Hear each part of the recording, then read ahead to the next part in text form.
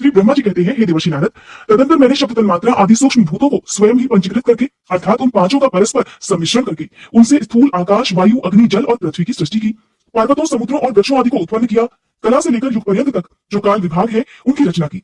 हे मुनि, उत्पत्ति और विनाश वाले और भी बहुत से पदार्थों का मैंने निर्माण किया, परंतु मुझे उससे संतोष नहीं हुआ। तब सामशिव का ध्यान करके मैंने साधन परायण पुरुषों की सृष्टि की।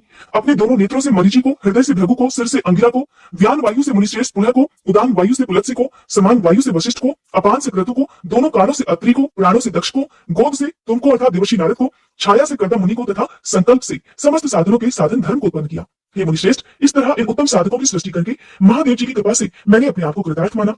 तत्पश्चात संकल्प से उत्पन्न हुए धर्म मेरी आज्ञा से मानव रूप धारण करके साधकों की प्रेरणा से साधन में लग गए। इसके बाद मैंने अपने विभिन्न अंगों से देवता, असुर आदि के रूप में असंख्य पुत्रों की सृष्टि करके उन्हें भिन्न भिन्न शरीर प्रदान किए। हे मुनि, तदंतर अंतर्यामी भगवान शंकर की प्रेरणा से अपने शरीर को दो भागों में विभक्त करके मैं दो रूप वाला हो गया।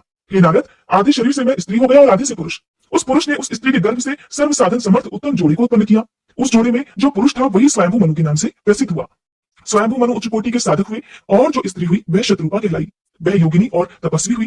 तात मनु ने वैवाहिक विधि से अत्यंत सुंदरी शत्रुपा का पाणी ग्रहण किया और उससे भी मैथुन जनित सृष्टि उत्पन्न करने लगी। उन्होंने शत्रुपा से प्रियव्रत और उतानपाद नाम के दो पुत्र और 3 कन्याएं उत्पन्न की। कन्याओं के नाम थे आकुति, देवहूति और प्रसूति। मनु ने आकुति का विवाह प्रजापति रुचि के साथ किया। मंझली पुत्री देवहूति कर्दम को ब्याह दी और उतानपाद की सबसे छोटी बहन प्रसूति प्रजापति दक्ष को दे दी। उनकी संतान परंपराओं से समस्त चराचर जगत व्याप्त है।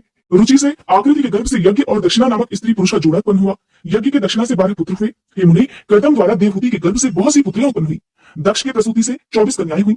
उनमें से श्रद्धा आदि 13 कन्याओं का विवाह दक्ष ने धर्म के साथ कर दिया। मुनीश्वर, धर्म की उन पत्नियों के नाम भी सुनो। श्रद्धा, लक्ष्मी, धृति, तुष्टि, पुष्टि, मेधा, क्रिया, बुद्धि, लज्जा, वसु, शांति, सिद्धि और कीर्ति, ये सब 13 है। इनमें छोटी जो शेष 11 सुलोचना कन्याएं थी उनके नाम भी इस प्रकार है। ख्याति, सती, संभूति, स्मृति, प्रीति, क्षमा, सन्नति, अनुसुया, ऊर्जा, स्वाहा तथा स्वधा। भृगु, शिव, मरीचि, अंगिरा मुनि, पुलत्स्य, पुलह, पुनिश्रेष्ठ, क्रतु, अत्रि, वशिष्ठ, अग्नि और पितरों ने क्रमशः इन ख्याति आदि कन्याओं का पाणी ग्रहण किया। भृगु आदि मुनिश्रेष्ठ साधक है। इनकी संतानों से चराचर प्राणी सहित सारी त्रिलोकी भरी हुई है। इस प्रकार अंबिकापति महादेव जी की आज्ञा से अपने पूर्व कर्मों के अनुसार बहुत से प्राणी असंख्य श्रेष्ठ द्विजों के रूप में उत्पन्न हुए। कल्प भेद से दक्ष के 60 कन्याएं बताई गई है। उनमें से 10 कन्याओं का विवाह उन्होंने धर्म के साथ किया। 27 कन्याएं चंद्रमा को ब्याह दी और विधि पूर्वक 13 कन्याएं दक्ष ने कश्यप के हाथ में दे दी। नारद, उन्होंने 4 कन्याएं श्रेष्ठ रूप वाले ताक्ष अर्थात अरिष्ट नेमि को ब्याह दी तथा भृगु, अंगिरा और कुशार्ष को 2-2 कन्याएं अर्पित की। उन स्त्रियों से उनके पतियों द्वारा बहुसंख्यक चराचर प्राणियों की उत्पत्ति हुई। मुनिश्रेष्ठ, दक्ष ने महात्मा कश्यप को जिन 13 कन्याओं का विधि पूर्वक दान दिया था उनकी संतानों से सारी त्रिलोकी व्याप्त है। स्थावर और जंगम कोई भी सृष्टि ऐसी नहीं है जो कश्यप की संतानों से शून्य हो। देवता, ऋषि, दैत्य, वृक्ष, पक्षी, पर्वत तथा तृण, लता आदि सभी कश्यप पत्नियों से पैदा हुए हैं। इस प्रकार दक्ष कन्याओं की संतानों से सारा चराचर जगत व्याप्त है। पाताल से लेकर सत्यलोक पर्यंत समस्त ब्रह्मांड निश्चय ही उनकी संतानों से सदा भरा रहता है, कभी खाली नहीं होता। इस तरह भगवान शंकर की आज्ञा से ब्रह्मा जी ने भलीभांति सृष्टि की। पूर्व काल में सर्वव्यापी शंभु ने जिन्हें तपस्या के लिए प्रकट किया था तथा रुद्रदेव ने त्रिशूल के अग्रभाग पर रखकर जिनकी सदा रक्षा की थी, वे ही सती देवी लोकहित का कार्य संपादित करने के लिए दक्ष के यहाँ प्रकट हुई थी। उन्होंने भक्तों के उद्धार के लिए अनेक लीलाएं की। इस प्रकार देवी शिवा ही सती होकर भगवान शंकर से ब्याही गई, किंतु पिता के यज्ञ में पति का अपमान देखकर उन्होंने अपने शरीर को त्याग दिया और फिर उसे ग्रहण नहीं किया। वे अपने परम पद को प्राप्त हो गई। फिर देवताओं की प्रार्थना से ही वे शिवा पार्वती रूप में प्रकट हुई और बड़ी भारी तपस्या करके पुनः भगवान शिव को उन्होंने प्राप्त कर लिया। मुनीश्वर, इस जगत में उनके नाम अनेक प्रसिद्ध हुए। उनकी कालिका, चंडिका, भद्रा, चामुंडा, विजया, जया, जयंती, भद्रकाली, दुर्गा, भगवती, कामाख्या, कामदा, अम्बा, मृडानी और सर्वमंगला आदि अनेकों नाम है जो भोग और मोक्ष दोनों ही देने वाले हैं। ये सभी नाम उनके गुण और कर्मों के अनुसार है। मुनिश्रेष्ठ, इस प्रकार मैंने सृष्टि क्रम का तुमसे वर्णन किया है। ब्रह्मांड का ये सारा भाग भगवान शिव की आज्ञा से मेरे द्वारा रचा गया है। मैं, विष्णु तथा रुद्र, ये 3 देवता गुण भेद से उन्हीं के रूप बतलाए गए हैं।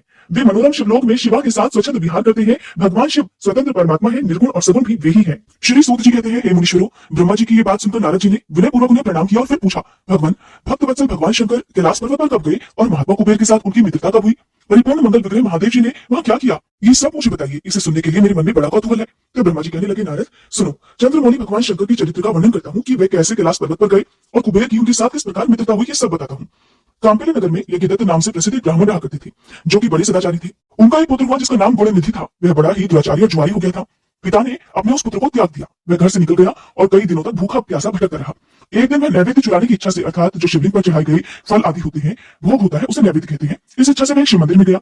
वहां उसने अपने वस्त्र को जलाकर उजाला किया, ये मानो उसके द्वारा भगवान शिव के लिए किया गया दीपदान हो। इसके बाद वह चोरी में पकड़ा गया और उसे प्राणदंड मिला। अपने कुकर्मों के कारण वह यमदूतों द्वारा बांधा गया। इतने में ही भगवान शंकर के पार्षद वहां आ पहुंचे और उन्होंने उसे उनके बंधन से छुड़ा दिया। शिव गणों के संगम से उसका हृदय शुद्ध हो गया था, अतः वह उन्हीं के साथ तत्काल शिवलोक में चला गया।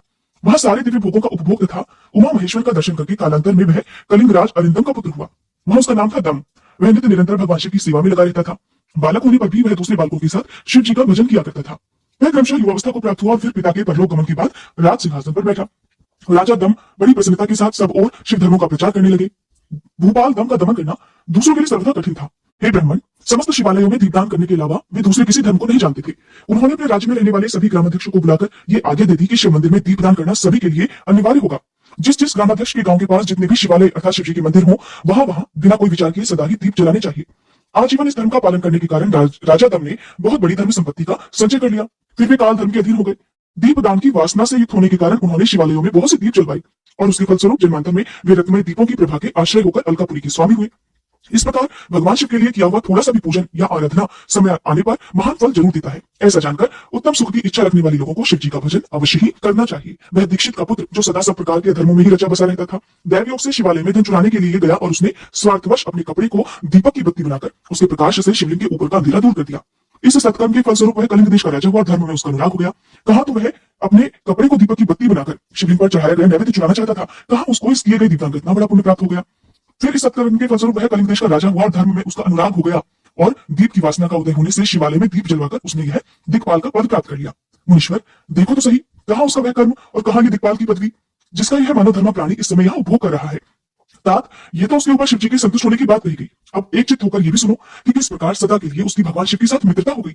नारद, पहले के पाद कल की बात है। मुझ ब्रह्मा के मानस पुत्र पुलत्स्य से विश्रवा का जन्म हुआ और विश्रवा के पुत्र कुबेर हुए।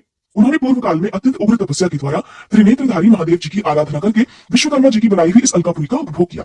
जब वह कल्प बीत गया और मेघ वाहन कल्प प्रारंभ हुआ, उस समय वह यज्ञदत्त का पुत्र जो कि प्रकाश का दान करने वाला था, जो दीपदान करने वाला था, कुबेर के रूप में अत्यंत दुस्सह तपस्या करने लगा।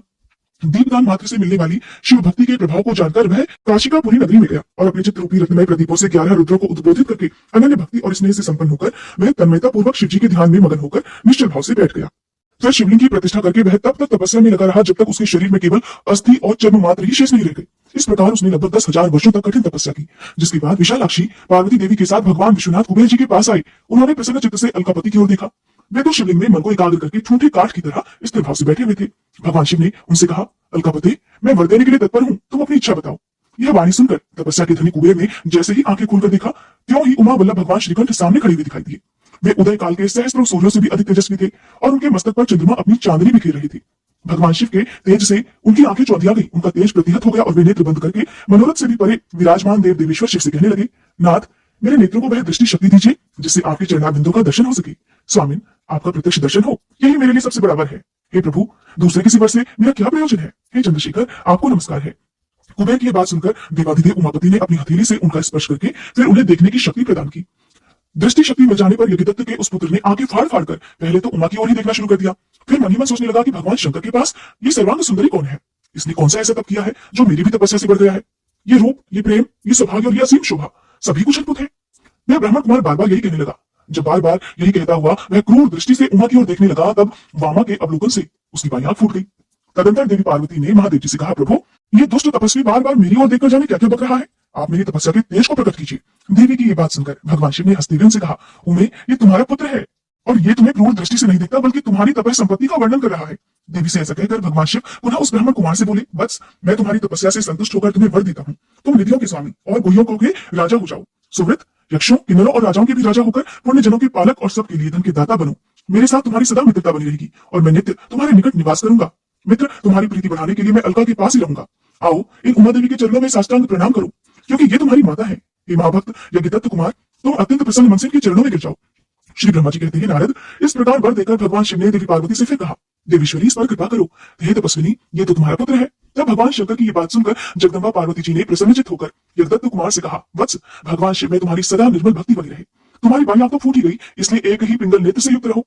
महादेव जी ने जो वरदान दिए हैं वे सब उसी रूप में तुम्हें सुलभ हो। बेटा, मेरे रूप के प्रति ईर्ष्या करने के कारण तुम कुबेर नाम से प्रसिद्ध हो गए। इस प्रकार कुबेर को वरदान देकर भगवान महेश्वर पार्वती देवी के साथ अपने विश्वेश्वर धाम में चले गए।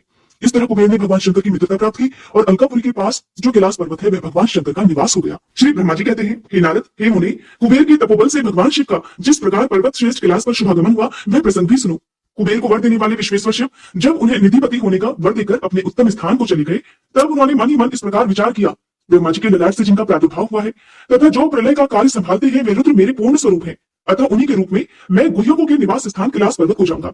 उन्हीं के रूप में मैं कुबेर का मित्र बनकर उसी पर्वत पर विलास पूर्वक रहूंगा और बड़ा भारी तप करूंगा। शिव जी की इस इच्छा का चिंतन करके उन रुद्रदेव ने कैलाश जाने के लिए उत्सुक डमरू बजाया। डमरू की वह ध्वनि जो उत्साह बढ़ाने वाली थी तीनों लोकों में व्याप्त हो गई। उसका विचित्र और गंभीर शब्द आह्वान की गति से युक्त था, अर्थात सुनने वालों को अपने पास आने के लिए प्रेरित कर रहा था। उस ध्वनि को सुनकर मैं तथा श्री विष्णु आदि सभी देवता, ऋषि, मूर्तिमान, आगम, निगम और सिद्ध वहां आ पहुंचे। देवता और असुर आदि सब लोग बड़े उत्साह में भरकर वहां आए। भगवान शिव के समस्त पार्षद तथा सर्वलोक वंदित महाभाग गढ़पाल जहां कहीं भी थे वहीं से पहुंच गए। इतना कहकर ब्रह्मा जी ने वहां आए गढ़पालों का नामोल्लेख पूर्वक विस्तृत परिचय दिया। फिर इस प्रकार कहना प्रारंभ किया, वे कहने लगे, वहां असंख्य महाबली गढ़पाल पधारे। वे सब के सब सहस्त्रों भुजाओं से युक्त थे और मस्तक पर जटा का मुकुट धारण किए हुए थे। सभी चंद्रचूड़, नीलकंठ और त्रिलोचन थे। हार, कुंडल, केयूर तथा मुकुट आदि से अलंकृत थे। वे मेरे श्री विष्णु के तथा इंद्र के समान तेजस्वी जान पड़ते थे। अणिमा आदि 8 सिद्धियों से घिरे थे तथा करोड़ों सूर्यों के समान उद्भासित हो रहे थे। उस समय भगवान शिव ने विश्वकर्मा को उस पर्वत पर निवास स्थान बनाने की आज्ञा दी। अनेकों भक्तों के साथ अपने और दूसरों के रहने के यथा योग्य आवास तैयार करने का आदेश उन्हें दिया। हे मुनि, तब विश्वकर्मा ने भगवान शिव की आज्ञा अनुसार उस पर्वत पर जाकर शीघ्र ही नाना प्रकार के ग्रहों की रचना की। फिर श्री हरि की प्रार्थना से कुबेर पर अनुग्रह करके भगवान शिव सानंद कैलाश पर्वत पर गए। उत्तम मुहूर्त में अपने स्थान में प्रवेश करके भक्त वत्सल परमेश्वर शिव ने सबको प्रेम दान दे स्नात किया। इसके बाद आनंद से भरे हुए श्री विष्णु आदि समस्त देवताओं, मुनियों और सिद्धों ने भगवान शिव का प्रसन्नता पूर्वक अभिषेक किया। हाथों में नाना प्रकार की भेंटें लेकर सभी ने क्रमशः उनका पूजन किया और बड़े उत्सव के साथ उनकी आरती उतारी। हे मुनि, उस समय आकाश से फूलों की वर्षा हुई जो मंगल सूचक थी। सब और जय जयकार और नमस्कार के शब्द गूंजने लगे। महान उत्साह चारों तरफ फैला हुआ था जो सबके सुख को बढ़ा रहा था। उस समय सिंहासन पर बैठकर श्री विष्णु आदि सभी देवताओं द्वारा की हुई यथोचित सेवा को बारंबार ग्रहण करते हुए भगवान शिव बड़ी शोभा पा रहे थे। देवता आदि सब लोगों ने सार्थक और प्रिय वचनों द्वारा लोक कल्याणकारी भगवान शंकर का पृथक पृथक स्तवन किया। सर्वेश्वर प्रभु ने प्रसन्न चित्त से यह स्तवन सुनकर उन सभी को प्रसन्नता पूर्वक मनोवांछित वर और अभीष्ट वस्तुएं प्रदान की। हे मुनि, तदंतर श्री विष्णु के साथ मैं तथा अन्य सब देवता और मुनि मनोवांछित वस्तु पाकर आनंदित होकर भगवान शिव की आज्ञा से अपने अपने धाम को चले गए। कुबेर भी शिव जी की आज्ञा से प्रसन्नता पूर्वक अपने स्थान को गए। फिर वे भगवान शंभु जो सर्वथा स्वतंत्र है, योग परायण और ध्यान तत्पर होकर पर्वत प्रवर कैलाश पर रहने लगे। कुछ काल बिना पत्नी के ही बिताकर परमेश्वर शिव ने दक्ष कन्या सती को पत्नी के रूप में प्राप्त किया। हे देवर्षि, फिर वे महेश्वर दक्ष कुमारी सती के साथ विवाह करने लगे और लोकाचार परायण होकर सुख का अनुभव करने लगे। हे मुनीश्वर, इस प्रकार मैंने तुमसे यह रुद्र के अवतार का वर्णन किया है। साथ ही उनके कैलाश पर आगमन और कुबेर के साथ मित्रता का प्रसंग भी सुनाया है। कैलाश के अंतर्गत होने वाली उनकी ज्ञान वर्धिनी लीला का भी वर्णन किया, जो कि इस लोक और परलोक में सदा संपूर्ण मनोवांछित फलों को देने वाली है। जो एकाग्रचित होकर इस कथा को सुनता या पढ़ता है वह इस लोक में भोग पाकर परलोक में मोक्ष लाभ करता है। बोले भोले शंकर भगवान की जय।